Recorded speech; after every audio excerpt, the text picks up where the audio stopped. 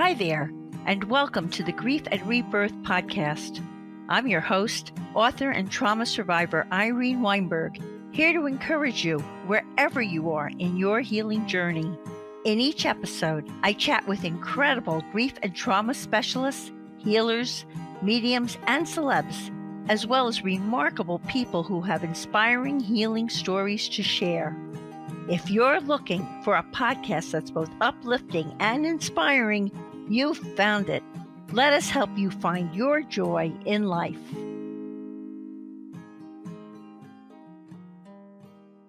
Hi, everyone. I hope this finds each of you so very well.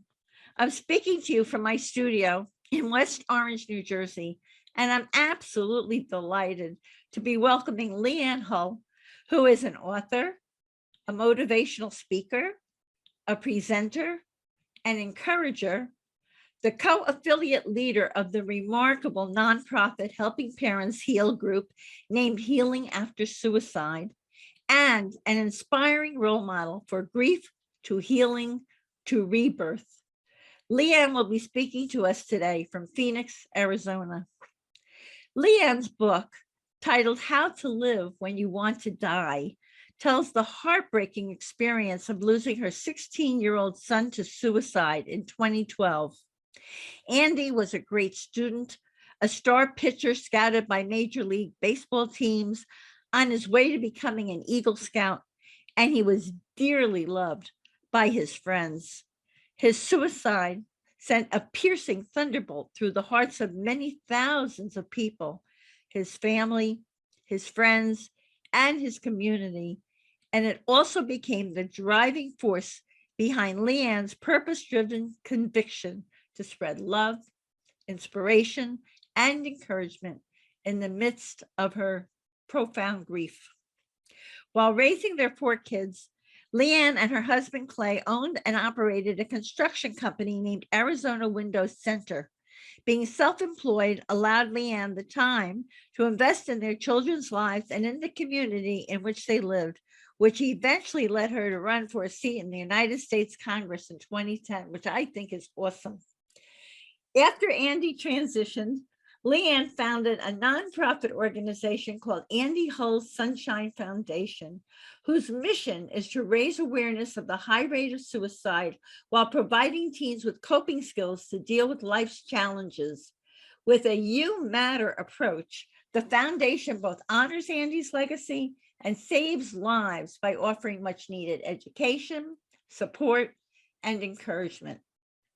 I'm looking forward to talking with Leanne about her book, How to Live When You Want to Die, being in the driver's seat on the journey of healing from grief, her nonprofit Andy Hull's Sunshine Foundation, why we each have the responsibility to heal, and much more for what is surely going to be a very wise and very unforgettable interview. Hey, Leanne, a warm, heartfelt welcome. Thank you. I'm so excited to be here. Thank you. Thank you. I mean, we're going to have such a great conversation. I mean, it's heartbreaking why you're here, but the way you have turned what happened, the lemon into lemonade with Andy Hull Sunshine Foundation is absolutely amazing. And I really want to share that with our listeners. And in addition to how you became the victor, not the victim. Yes. In your loss and all, which is awesome just by itself. So let's start with the first question so everybody can get to fall in love with Andy, to know about him and the way he took his life. So tell us about Andy, how he took his life, and the value made, which scripted you as to how you were going to process all of this, the value made in the bathroom that night that he died. You know, Andy was our 4th child. We were seasoned parents when he came along. So we had 3 older children. Andy was 11 years younger than our youngest child at that point in time. So he was a surprise and a blessing, such a gift. So he was easy, fun, goofy. He just added this spice and extra bit of sunshine to our lives. And that was his nickname, was Sunshine. People called him that. That was he had this joie de vivre about him. He just loved life, and we loved sharing it with him. Following him really is what we were doing, watching him in all of his activities. He kept us really busy. So just such a bright spot in our lives. And then that day, he was very involved. Andy had other friends who you might say, I could have said, if there was a kid out there, I might pinpoint, maybe this kid might be susceptible to suicide, maybe one of Andy's other friends. But if you interviewed 100 people, 100 people would say, and there's no chance Andy would have ended his life. It was just not even a possibility. It wasn't on the radar screen. He wasn't depressed. He didn't struggle with mental illness. It was a moment, and it was culminated by several different factors. And in the end, what it was determined, it was reported to the FDA that a prescription drug that he was taking for his acne was the cause of his suicide. It affected his frontal lobe, which is where your clear thinking is, and it affected his ability to process other normal struggles that teenagers go through and what we considered normal teenage angst. And at that moment, there were several different, a breakup, being bullied by a teacher, several different factors that just came together for that one perfect storm, and he wasn't able to process them. And that was, for him, it was, how can I stop the pain? And that was, in his limited ability to think beyond that moment, that was his solution. He was only 16 years old, so he was, Yes. as it is, teenagers are like that anyway, let alone something like that happening to affect him, his thinking processes and all. Yeah, a male brain is not fully developed until they're 30. So he was That just explains a lot. Yeah, I won't even go into that. So yes, for sure. He was just a happy, wonderful, wonderful, loving kid. And so when that day happened, fortunately, I had some great foundation, some great coping tools that we had built into our lives throughout our existence. And I was able to utilize those in that moment of crises, because you can't really have a come to Jesus moment in a moment of crises. You have to have some skill set before that happens. And when I did finally manage to get up off the concrete, Andy ended his life in his bedroom at our house. So to come home to find the first responders at our house, very, very traumatic. The images in my head. We were at the neighbor's house waiting for all of the people to get done reporting and doing all the things that they do at a crime scene per se, at an incident, not a crime scene, but at an incident. And I made my way into the bathroom for the very first time, and as when you go in and you look in the mirror sometimes to reconcile, are these things really happening to me? And that's what I was doing, was looking at myself and reconciling that this was happening to me and not something I was reading in a newspaper. And popped out of my mouth two things that it wasn't something that anybody would expect, and it wasn't something that I prepared, but I said, I will praise you in the storm, and I'm not the first mom to lose a kid. Wow. And those two things paved my way forward, because the one, I will praise you in the storm, I'm a woman of faith. And so I recognized that faith in that moment was going to require a decision and not an emotion. And so I was making a decision to be faithful. And then oftentimes when we experience something traumatic in our lives, we feel so isolated and we feel like we're the only ones going through it. And so for me to recognize that I wasn't the first mom, interestingly enough, the images that came through my head were of Holocaust survivors. And I grew up in a school surrounded by many, many Jewish people, so that information was very prevalent in my life. And I recognized their loss, which was even so much more tremendous than mine. So the gravity was so big. If they could survive that, I could survive this. And so I didn't feel alone in my suffering. It was a collectiveness that was super important to me, to understand that I was not alone. That's very evolved to take such an overview of what you were going through, and even though the pain was going to consume you, to take such a higher perspective right from the get-go about it. It's really admirable that you did that, and in some ways it probably saved your life in a lot of times, right? Absolutely. And to be clear, when we're talking about it being admirable, I would tell you that was a divine download, not something that was coming from me. It was my being open to receiving a divine download and being able to say the things that I knew were going to help heal my soul. Well, the very fact that you were open, though, that's what I'm saying. That was so admirable, because someone else, many other people would be completely closed down and unapproachable. And instead, in that moment, you kind of expanded, which is I did. amazing. Yes. It's amazing. So, I love this story, and please, because it's such a wonderful piece of who Andy was. Could you tell us about that day when the baseball scouts came from all over the country to watch him pitch? I mean, he was 16 years old, right, when this happened? And how did this help you to reroute those painful images? In every way that you hear your story, you were able to reroute the images or think about ways to handle it or turn it into something good, even though it's very plain about what pain you were in. But it's so amazing that you kept striving to help yourself, to heal in some way, to move through it. So tell us about that beautiful, wonderful, glorious day. Yeah. And so I do want everybody to understand that that's the reason the title of my book, How to Live When You Want to Die. I did want to die many Yes. times. So there's that, but also that will to live in us, at least in me, was much stronger and much greater than my desire at that moment to die. So that day was, it just occurred, within a month before Andy passed. So it was very fresh. And it was a momentous experience. It was at a great, huge baseball complex where the Mariners play. And, we have our spring training. So this is a big, multiple stadiums all surrounded. And it was a fabulous outing. And we look forward to it every year. It was called the Junior Classic.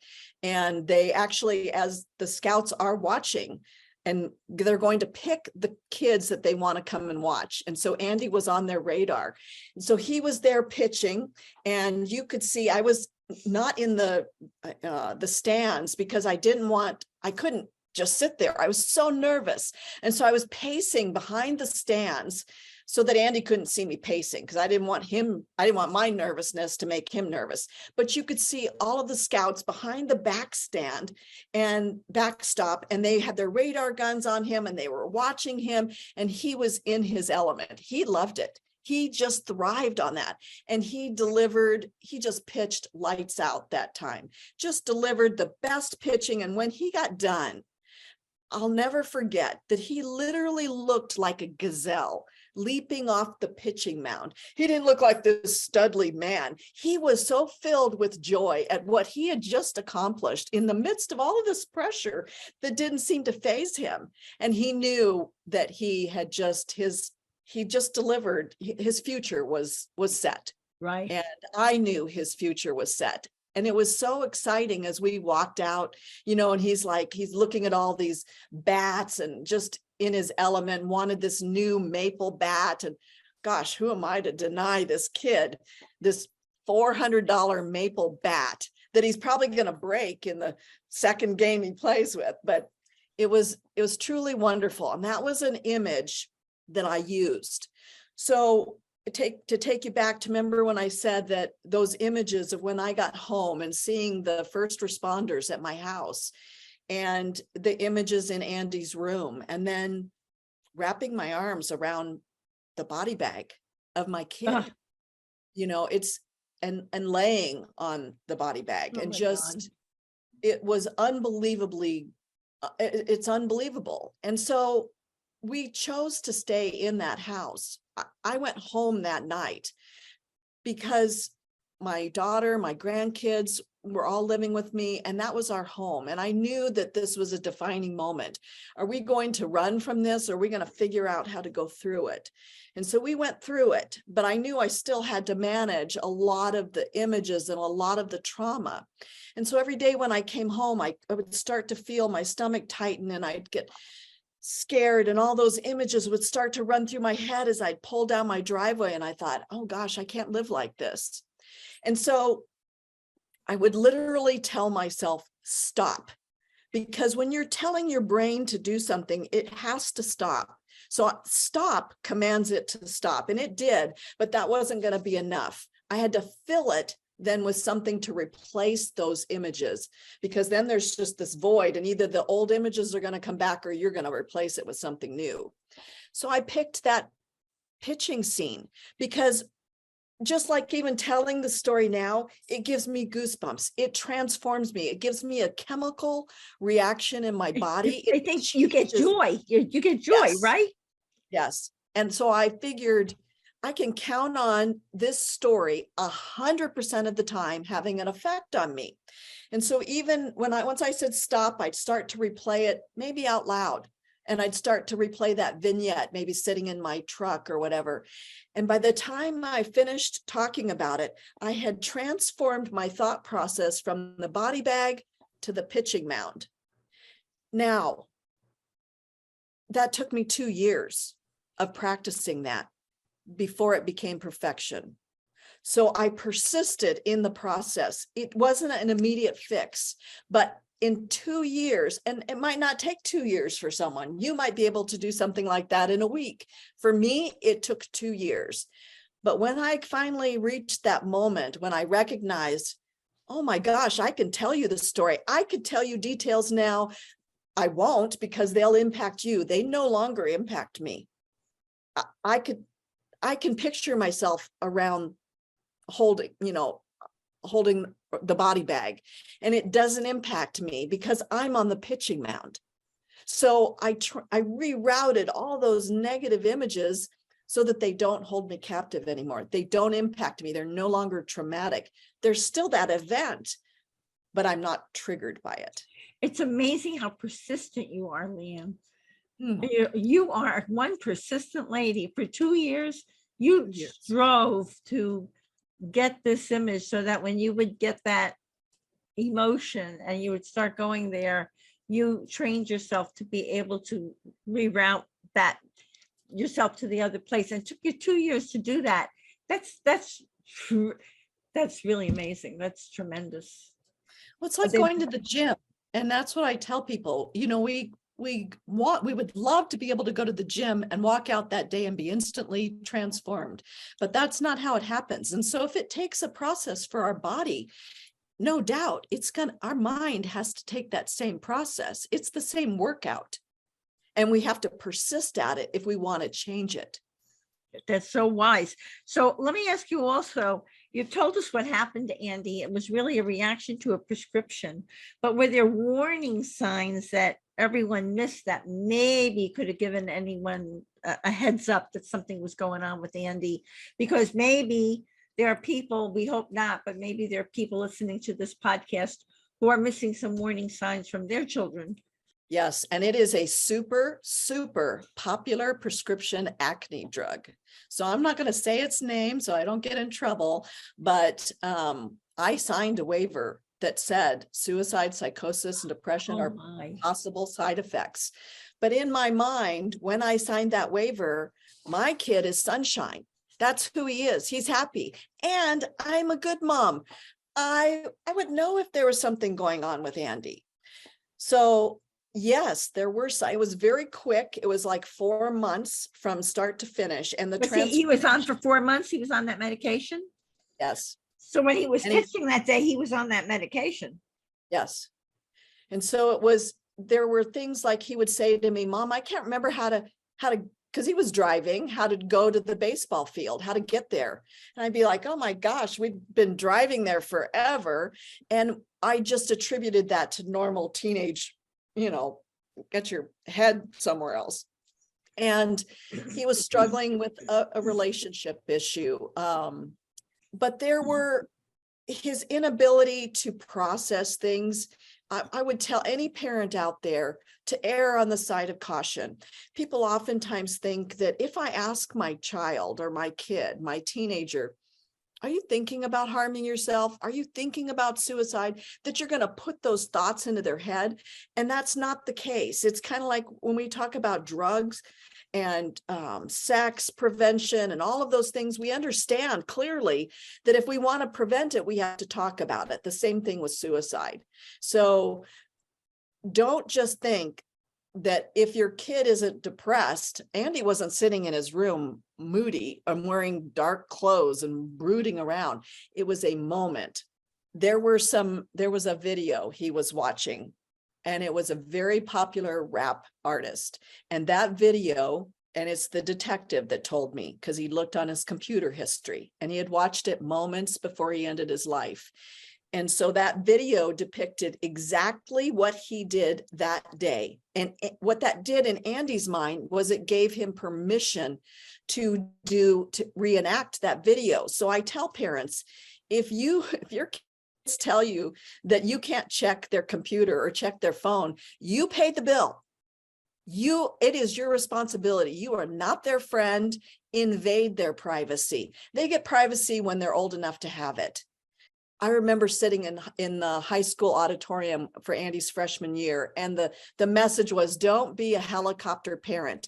And I tell everybody, you're the only one who will be.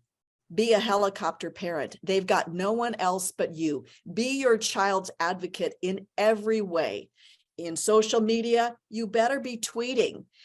If say you don't know how to tweet, but your kids are tweeting and Snapchatting, it is your responsibility to learn how to do it, because that's the way you're going to know what they're thinking, what they're doing, and you have to know that. Had I known that, I thought Andy was watching cat videos. He loved watching cat videos, weirdly enough. If I had seen that video that he was watching, it would have scared the crap out of me. And that would have been a heads up for you, because you probably would have connected when the doctor had you sign a waiver, and you might have made that connection. Right. And you also have a personal history of continuing losses. I mean, which is amazing, Leanne. And you've been able to become a victor, not a victim, while going through them. Would you tell us about, I mean, I use that word admirable again. Would you tell us about how you coped with all of this that's been pitched to your plate? I think the most important statement that I reiterate to myself anytime I experience something is, instead of why not me? That has helped me a lot. Who am I to think that everybody else in the world should go through? All people in Ukraine, people in India. I mean, the suffering in the world is so great. Who am I to think that I was going to be immune from that? And why not me? And why not? I'm definitely prepared to be an example for others of how to shine in the midst of darkness. I always used to say, in the Bible, it said that it talked about David and that he was a man after God's heart. And I used to always say, I want to be remembered as a woman after God's heart. Well, that means that I have to display that, not just in times of ease or fortitude or fortune, but in the midst of trauma and tragedy. And maybe I feel like I'm being chosen for that. And that helps me, is to feel like God chose me to be able to manage these things, to show and to help and to teach and to heal. Well, it certainly feels like a sole purpose, especially with the foundation and all.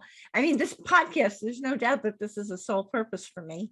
And it really, and for both of us, they come from profound loss and sadness, but this is how we heal, and we make something good out of it to help others.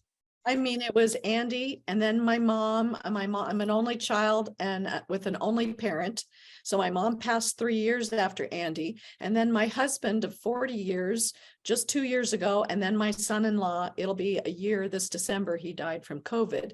And in the midst of all that, my 2 other boys, their wives of 10 years left, because hey, suicide, a toll on my family. And so I lost 2 daughter-in-laws, not by death, but by divorce. It has wreaked havoc in our lives. And Wow. it still has, it still has its Of course. impact on us. Of course. But still, it's amazing. What would you say is the difference between grieving and being sad?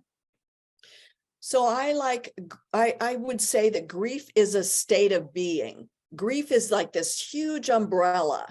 And at some point in time, you've got to shift the umbrella off and understand that grief is not, so many people are afraid to let go of the grief because they associate it with, if I let go of the grief, I'm going to let go of my loved one. And so to be able to shed that grief umbrella and then recognize you're going to have moments of sadness. I tell people I'm no longer grieving. Do I get sad? You bet. Are there moments that trigger me? Absolutely. Are there times like Andy's angelversary or his birthday or my husband's or the holidays? Yes, those are more difficult to navigate. But if I just continue to stay in this umbrella of grief, it's too heavy. I wanted it gone so that the sun could come back into my life. And then the clouds can come and go. But with an umbrella of grief over you, you can't, there's nothing else but that darkness. It's like I weighing want you the sun. down. Yes. It's weighing you down all the time. I mean, it's wonderful that you're to separate out, because I find the same thing. For me, I mean, those listening to us know my story. This is the month my husband died in a car accident, and I get triggered every year. I'll suddenly start feeling really sad, and I'm like, why am I feeling like this? I'm fine. And then I remember, oh, this is the month leading up to the Yeah. accident, and it happens to me every single year. So just like what you're saying, you can be going la la la, everything's good, and all of a sudden your body remembers, your cells remember. And so many of our current therapists and people like that, they want to tell you that you are going to grieve forever. And I hear from so many parents who say it's never going to get better. And you know what? If you say it, you're right. What is it? Henry Ford said, if you think you can or you think you can't, you are correct. So there you have it. The more you keep saying it'll never get better, you're right. It'll never get better. That's right. You script yourself. You script And yourself. I made that decision early on that I was going to heal. So it's so interesting. So I'm going to add one more piece of mine. When they pulled me out of the car, aside from that message I got from the other side, in my head, you had your mirror. In my head, I thought, I'm going to get through this one way or another, because I have to show my son. My husband was buried on my son's 21st birthday. I have to show my son that you can get hit by a grenade in life and come out the other end of it.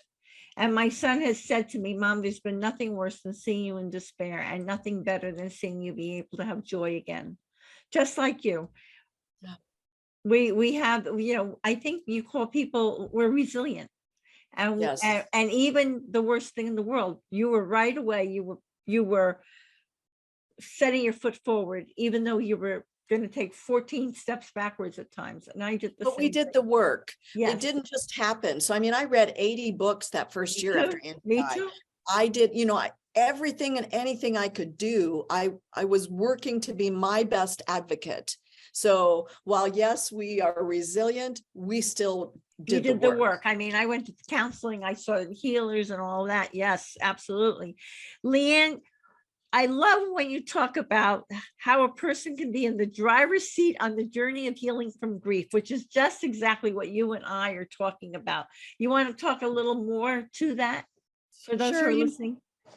And when I work with other people or mentor other parents, obviously this is my natural personality. It is my natural tendency to have always wanted to be in the driver's seat. I like control. So this would be my natural process of handling a traumatic event, is how can I be in the driver's seat here? I did not want to be in the passenger seat, a passenger through my own journey. And it was super important to me that, like you said, to show up for your other son. For me, I didn't want Andy's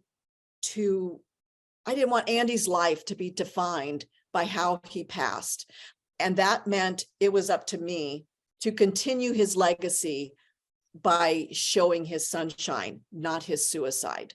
And that was my goal going forward. How can I best honor him? And my kids and my grandkids absolutely did not deserve a broken grandma or a broken mom. And that, again, was up to me to give them the best version of myself that I could be. That's exactly what I did. We have so much in common that way, the and I loved your book. I read the book. I mean, it's a wonderful book, and I encourage everyone to read it. Tell us what inspired you to write it, and how is it a roadmap, which I know because I read it, but let's explain to everyone listening how it is a roadmap for those suffering from the passing of a loved one, because that's basically what you provide, is a roadmap to help people get through a profound loss. The writing of it began, it wasn't like I just decided one day I was going to write a book. I just started writing and knew, and it just went from there. And it was interesting. It took me 3 years to write the book. And it happened, I had to make myself available. So it wasn't like I was thinking up these things and then I'd go sit and write. I would set the time and I'd sit down to write. And then again, I felt like I was getting a divine download. And this was what was coming out. I wanted to capture the process. I wanted to give people hope, and I wanted to be real about it. I wanted them to understand that when people say, you don't know how I feel, let me tell you, I do. And I never had thought about suicide until Andy passed. And then to walk up to that moment myself, to plan it, to think about it, to be at that intersection, and then to realize I could make a different choice. But I understood that feeling was there. And then I had to use some cognitive abilities to decide what I was going to do about those emotions. I wanted people to understand that they could do that too. Wanted to give them some roadmap. Absolutely. I think that one of the things that you help people to know is they can have a choice. Yes. It's not, don't believe everything you think.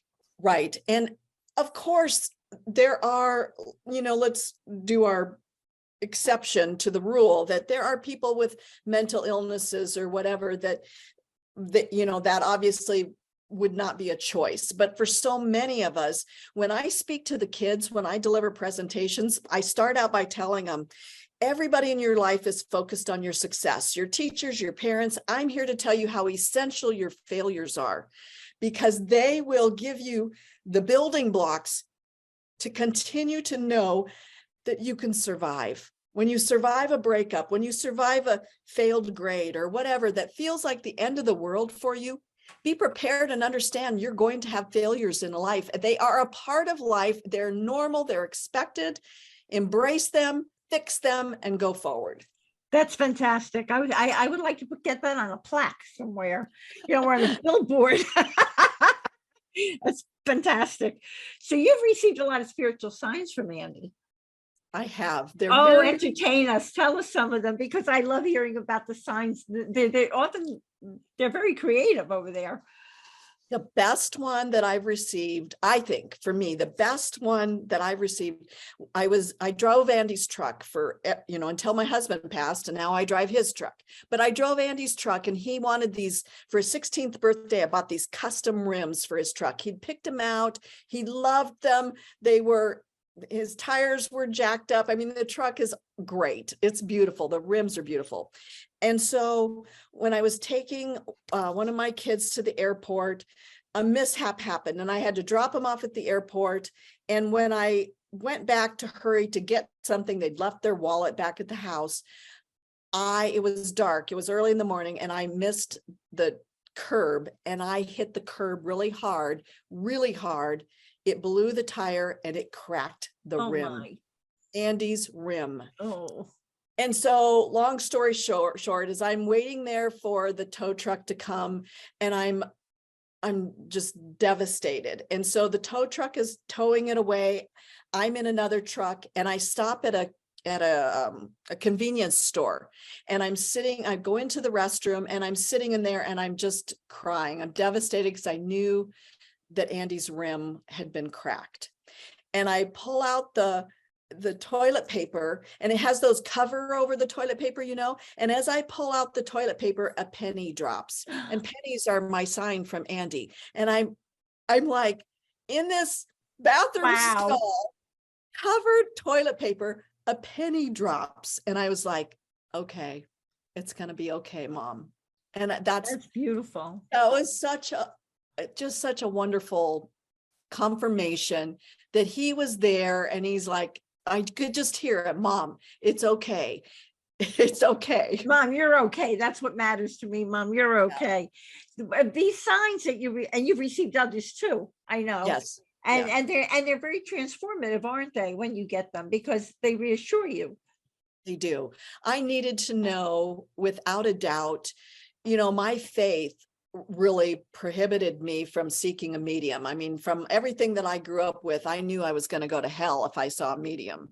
And so after Andy passed, though, I knew he was in heaven, but I wanted to know what that was like. What's my kid doing? And I wanted to know more. So I had some friends recommend a medium, and I snuck away to see her. I didn't tell anybody. I didn't tell my husband, nobody. And so when I went in there to see her, the last thing that she said, without a doubt, I knew I was talking to my kid, without a doubt.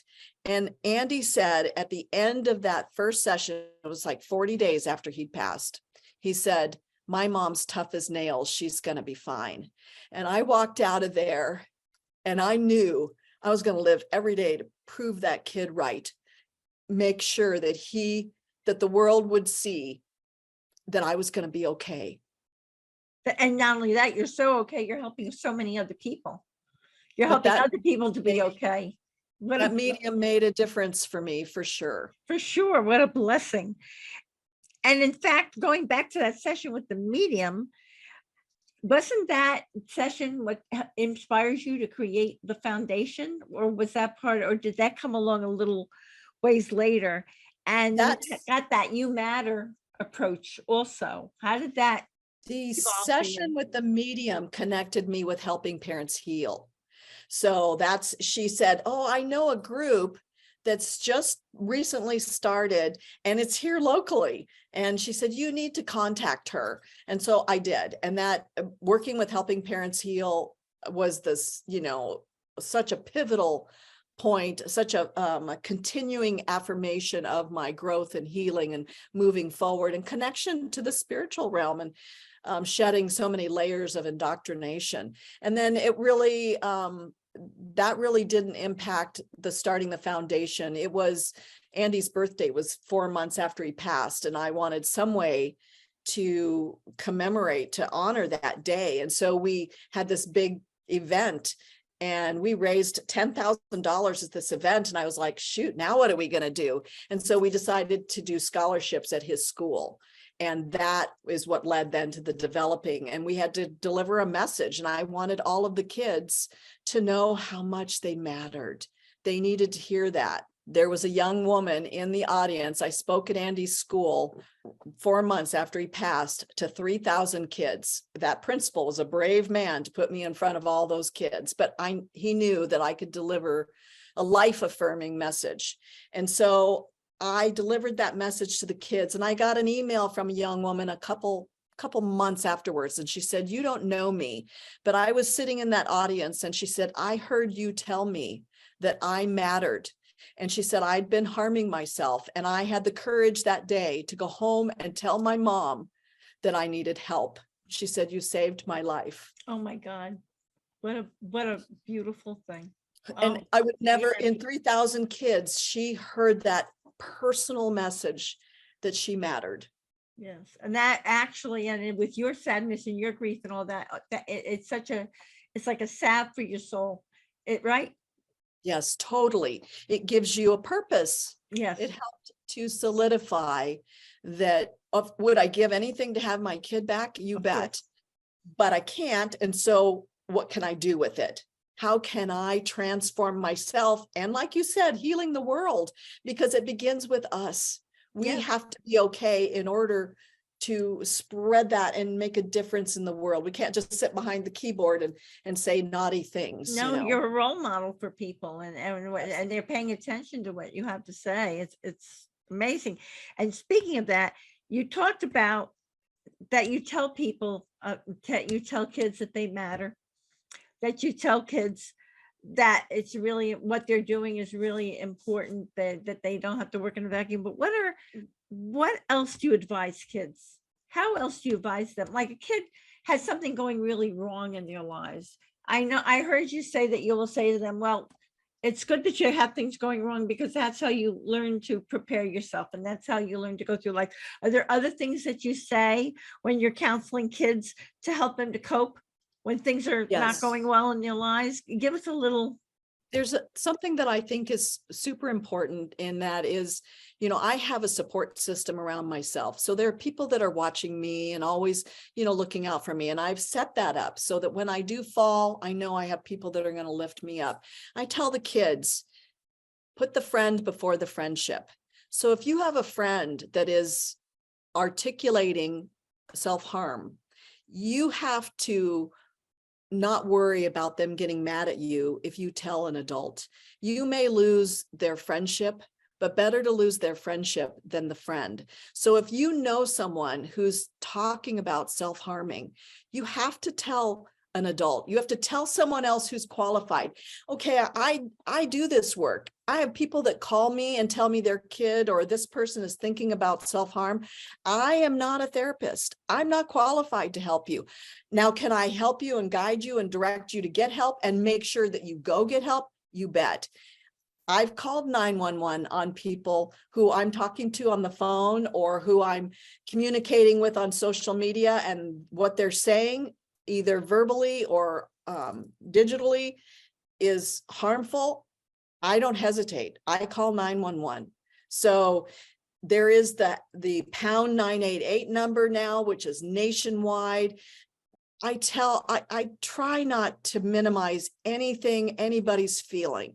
So while it might not seem significant to me, nobody would have thought that of Andy either. And so you have to err on the side of caution and take that extra step as a parent, as a friend.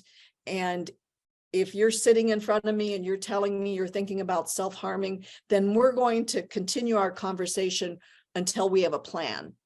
What's the next step for you? That's fantastic. How many kids have you helped? Do you have any idea? I know you do many presentations now, right? I do. I have folders full of letters of people from all over the world. We ship And our. how long have you been doing this? How long have you been doing? 10 years. Look at what you've accomplished. Yeah. We ship our You Matter wristbands all over the world, free of charge. I love the ones where we shipped 18,000 to a school district in New York recently. Wow. I love that. That's powerful. But then I got one where a mom emailed me and she said, my son was given a You Matter wristband on Daytona Beach during spring break 3 years ago. And he hasn't taken it off one day and it just broke. Could I please have one more? It would mean so much to him. How amazing is that? Who knows who gave him that wristband on Daytona Beach during spring break? And it's just because of you just hand them out without thought of. Yeah, thought, but it impacted his life. You don't know who you're impacting that way. Right. It's a beautiful Something so thing. simple. We just want to know we matter. All of us do. True. Yeah. Part of what's wrong with so many people, I think, is they never realized how much they do matter. Right. We all matter. We have a purpose. We have a purpose. Leanne, why is healing not only important for each of us individually, but essential for all of humanity? I love that you speak to that. If one person gets healing, they're in pain, and they do what they need to do to heal, how does that impact not only themselves, but you're saying it impacts everyone, the collective? I would never, in the past, before Andy passed, I would have told you that my impact was on, okay, so if I'm sitting here having a conversation with you, then maybe I can have an impact, but I see it bigger now. So my healing allows this energy, this God force to come into me. And so that's a power that's way beyond my own little power. And if I'm allowing this power to come in through me, then I can also allow it to go out. So I have this huge capacity. Whenever I'm bringing in this God light, I'm sending it out to my neighborhood, my family first, my kids, my grandkids. I'm sending it out for healing for them. And then I'm expanding it to our neighborhood, to friends and family, and we can send it out to the world. We have an amazing ability to direct, if we're allowing this flow of power and energy through us, to send it out. We can heal the world if we'll work on ourselves. That's beautiful and so wise. And now everyone wants to connect with the Andy Hull Sunshine Foundation. So tell us all about that. And do you have a special offer for our Grief and Yes. Rebirth podcast audience? Yes. So it's super easy. It's andyssunshine.com, but it has 2 S's in the middle. So Andy's Sunshine. But I mean, if you get close to that, it'll pop up on your Google Analytics. We, Googled enough, I guess, that it just pops up. And so you can find us there. You can find me, Leanne Hull, on Facebook. You can find Andy Hull Sunshine Foundation on Facebook. You can find us on Twitter, Instagram, and really, it's on Twitter, it's Leanne at You Matter. So I'm pretty easy to find. I'm visible. I want to spell it too. It's 1 E, right? Leanne, Yes. capital ANN. Okay. Correct. Yes. So those are great ways. Go to our website, because there's so many, you can watch so many of the videos, the things that we've done. You can listen to my presentations. You can request wristbands. So our wristbands are free. The shipping is free. We don't charge shipping, nothing. We'll ship you as many wristbands as you want. 1, 10,000. You fill out the form. I would love to ship them to you. And then we have a Camp You Matter. And so I would love to give away a Camp You Matter. And it is actually been reviewed by Johns Hopkins. It's a curriculum, 15-week curriculum. It's been used as an after-school program. It's designed for 3rd to 6th graders. And it's an outdoor wilderness program in the indoor classroom setting. So it's designed to take you on a wilderness journey where you can explore your potential, your self-worth, your you matter. And it's a wonderful program. It's worth, it's designed for 20 students.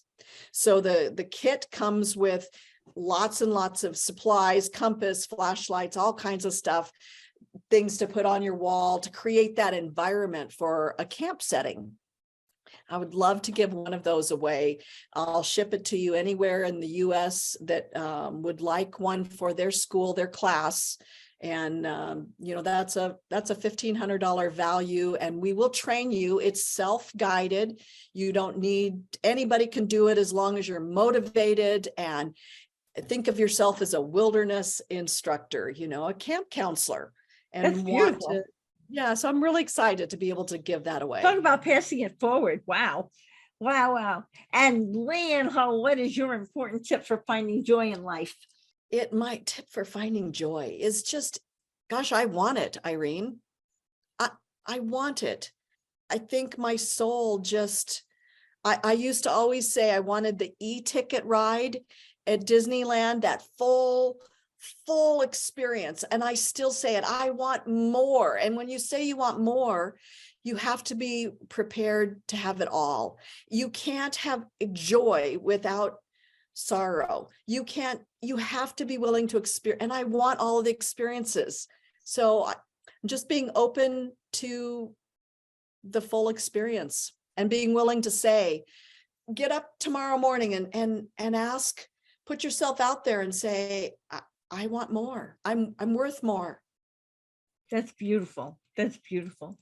Leanne, through your book, How to Live When You Want to Die, you inspire others to embark on their own journeys of healing and hope. Thank you for showing through your own personal life experience that it is possible to lead a purposeful and joyful life.